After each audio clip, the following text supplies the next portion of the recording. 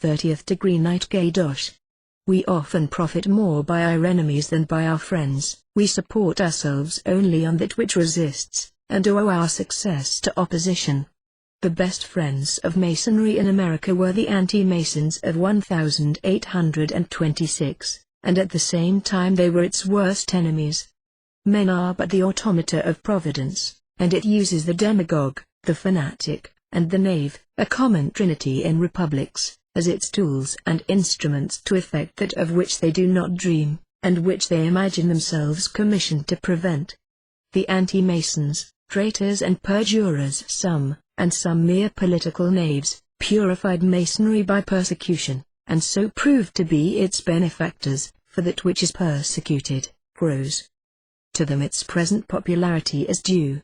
The cheapening of its degrees, the invasion of its lodges, that are no longer sanctuaries, by the multitude, its pomp and pageantry and overdone display. 100 years ago it had become known that there were the Templars under a veil, and therefore the degree was prescribed, and, ceasing to be worked, became a mere brief and formal ceremony, under another name. Now, from the tomb in which after his murders he rotted, Clement V howls against the successors of his victims, in the elocution of Pio IX against the Freemasons. The ghosts of the dead Templars haunt the Vatican and disturb the slumbers of the paralyzed papacy, which, dreading the dead, shrieks out its excommunications and impotent anathemas against the living. It is a declaration of war, and was needed to arouse apathy and inertness to action.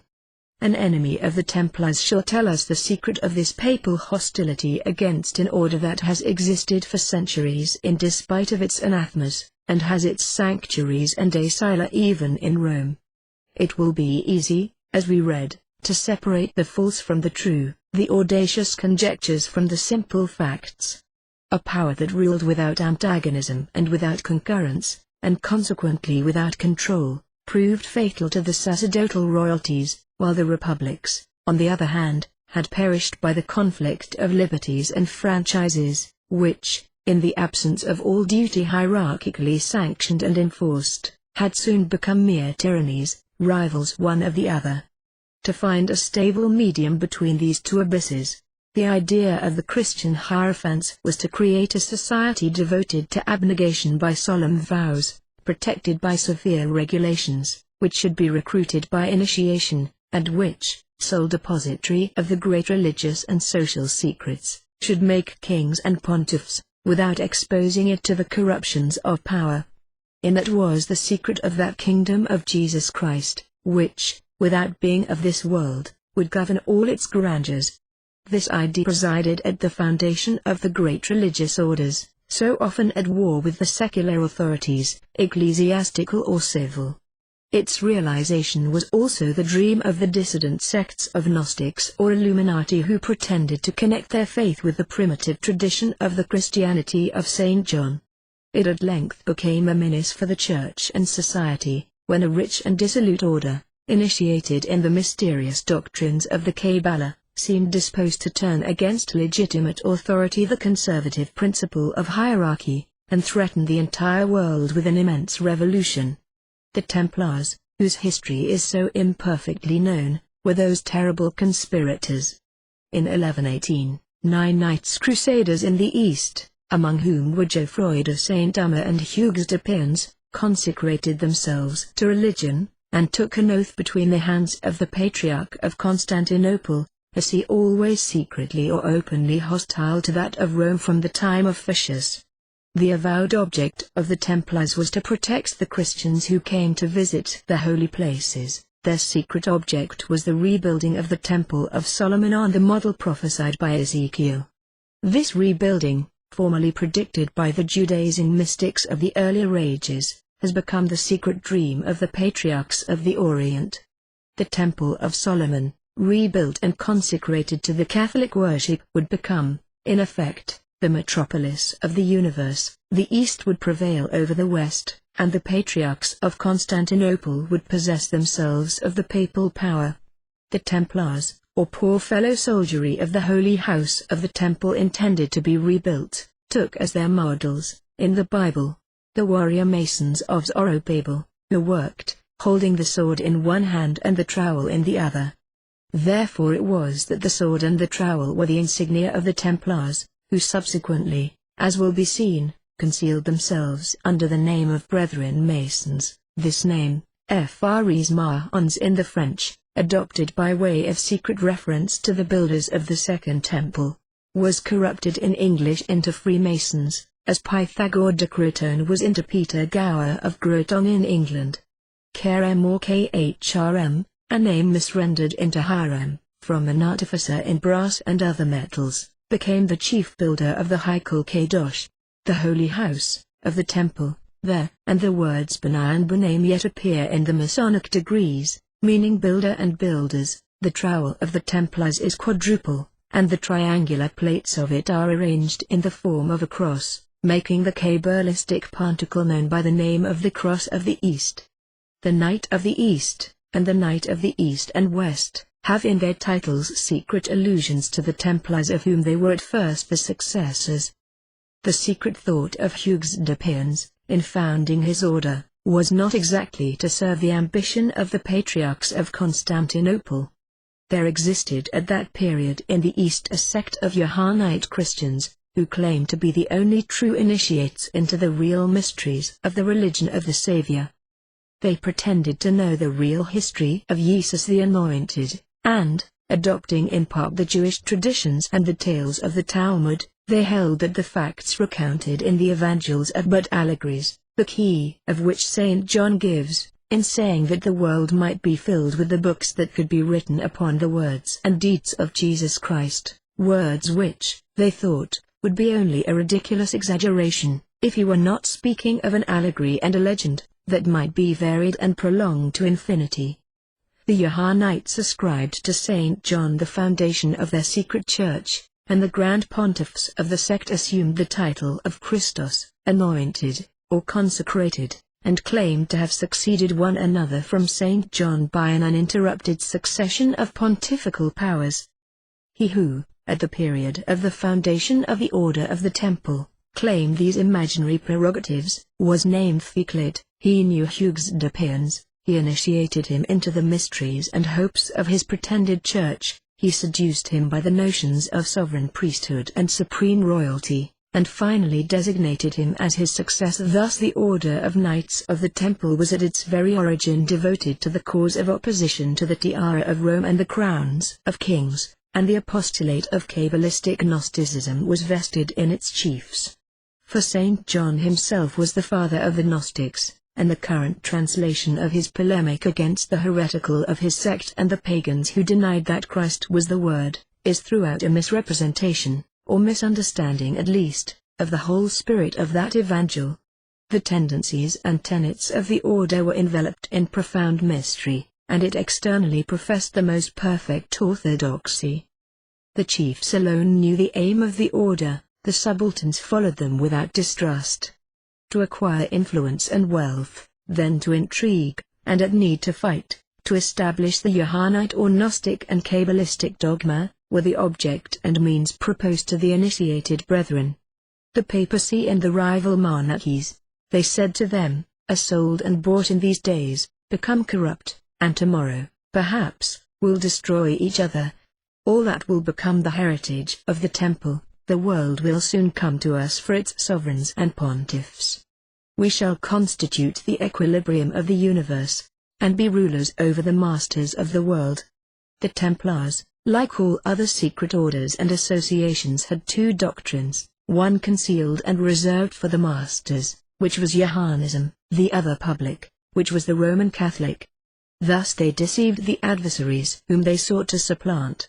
Hence Freemasonry, vulgarly imagined to have begun with the Dionysian architects or the German stone workers, adopted St. John the Evangelist as one of its patrons, associating with him, in order not to arouse the suspicions of Rome, St. John the Baptist, and thus covertly proclaiming itself the child of the Kabbalah and Asnism together.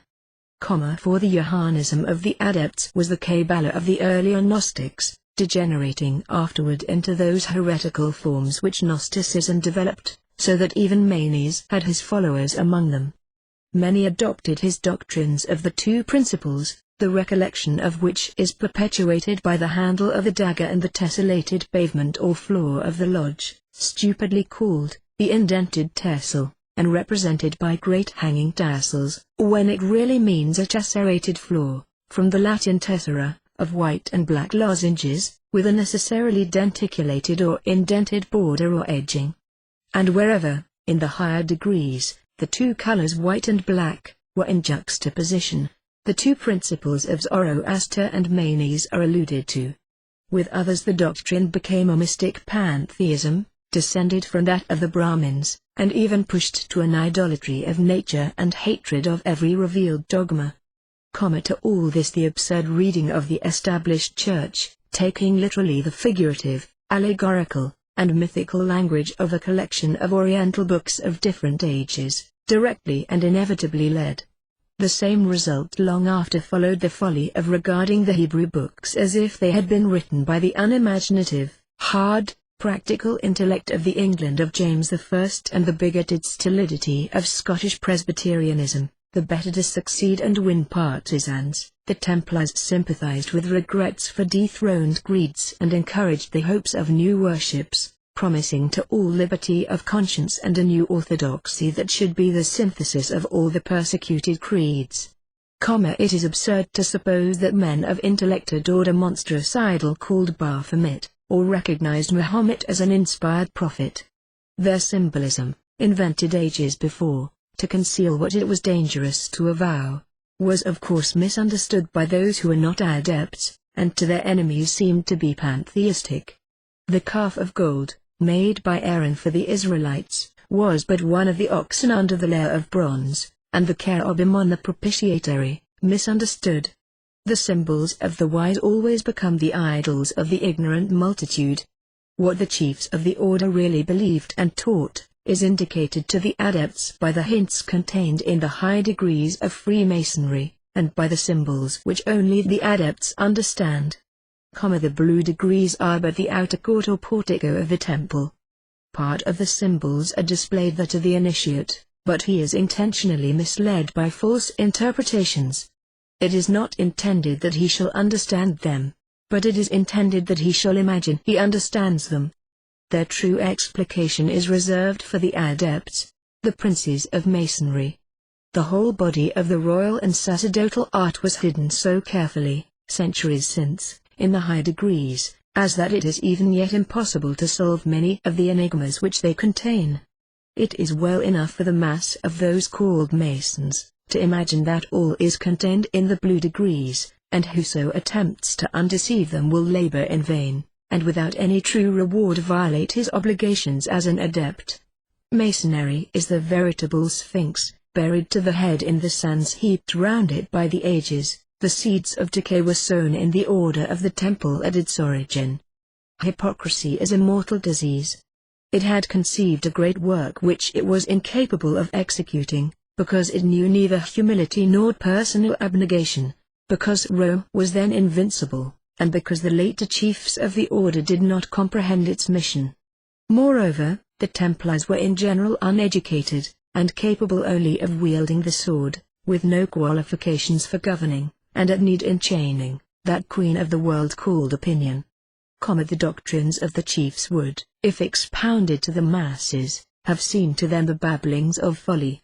The symbols of the wise are the idols of the vulgar, or else as meaningless as the hieroglyphics of Egypt to the nomadic Arabs. There must always be a commonplace interpretation for the mass of initiates, of the symbols that are eloquent to the adepts. Hugues de Payens himself had not that keen and far-sighted intellect nor that grandeur of purpose which afterward distinguished the military founder of another soldiery that became formidable to kings. The Templars were unintelligent and therefore unsuccessful Jesuits. Their watchword was, to become wealthy, in order to buy the world. They became so, and in 1312 they possessed in Europe alone more than 9,000 signories. Riches were the shoal on which they were wrecked. They became insolent, and unwisely showed their contempt for the religious and social institutions which they aimed to overthrow. Their ambition was fatal to them. Their projects were divined and prevented. Rome, more intolerant of heresy than of vice and crime, came to fear the order, and fear is always cruel. It has always deemed philosophical truth the most dangerous of heresies, and has never been at a loss for a false accusation, by means of which to crush free thought. Pope Clement V. and King Philip le Bel gave the signal to Europe, and the Templars, taken as it were in an immense net, were arrested, disarmed, and cast into prison. Never was a coup d'état accomplished with a more formidable concert of action. The whole world was struck with stupor, and eagerly waited for the strange revelations of a process that was to echo through so many ages. It was impossible to unfold to the people the conspiracy of the Templars against the thrones and the tiara. It was impossible to expose to them the doctrines of the chiefs of the order. This would have been to initiate the multitude into the secrets of the masters, and to have uplifted the veil of Isis. Recourse was therefore had to the charge of magic, and denouncers and false witnesses were easily found. When the temporal and spiritual tyrannies unite to crush a victim they never want for serviceable instruments, the Templars were gravely accused of spitting upon Christ and denying God at their receptions, of gross obscenities, conversations with female devils, and the worship of a monstrous idol. The end of the drama is well known, and how Jacques de Molay and his fellows perished in the flames. But before his execution, the chief of the doomed order organized and instituted what afterward came to be called the occult, Hermetic, or Scottish Masonry. In the gloom of his prison, the Grand Master created 4 metropolitan lodges, at Naples for the east, at Edinburgh for the west, at Stockholm for the north, and at Paris for the south. Are the initials of his name, J_B_M_ found in the same order in the first 3 degrees, are but one of the many internal and cogent proofs that such was the origin of modern Freemasonry. The legend of Osiris was revived and adopted, to symbolize the destruction of the order, and the resurrection of Khrm, slain in the body of the temple, of Khrm Abi, the master, as the martyr of fidelity to obligation, of truth and conscience, prophesied the restoration to life of the buried association. The Pope and the King soon after perished in a strange and sudden manner. Squinda Florian, the chief denouncer of the order, died assassinated. In breaking the sword of the Templars, they made of it a poniard, and their prescribed trowels henceforward built only tombs. The order disappeared at once. Its estates and wealth were confiscated, and it seemed to have ceased to exist. Nevertheless it lived, under rather names and governed by unknown chiefs, revealing itself only to those who, in passing through a series of degrees, had proven themselves worthy to be entrusted with the dangerous secret. The modern orders that style themselves Templars have assumed a name to which they have not the shadow of a title. The successors of the ancient adepts Rose-Croix, abandoning by degrees the austere and hierarchical science of their ancestors in initiation, became a mystic sect, united with many of the Templars, the dogmas of the intermingling, and believed themselves to be the sole depositaries of the secrets of the Gospel of St. John, seeing in its recitals an allegorical series of rites proper to complete the initiation. The initiates, in fact, thought in the 18th century that their time had arrived, some to found a new hierarchy, others to overturn all authority, and to press down all the summits of the social order under the level of equality. The mystical meanings of the rose as a symbol are to be looked for in the Kabbalistic commentaries on the Canticles. The rose was for the initiates the living and blooming symbol of the revelation of the harmonies of being.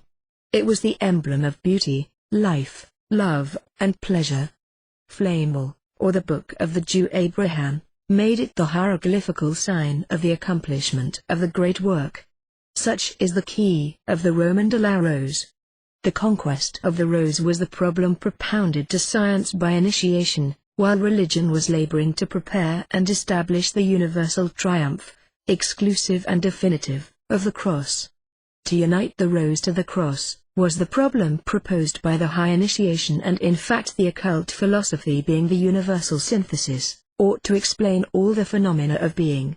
Religion, considered solely as a physiological fact, is the revelation and satisfaction of a necessity of souls.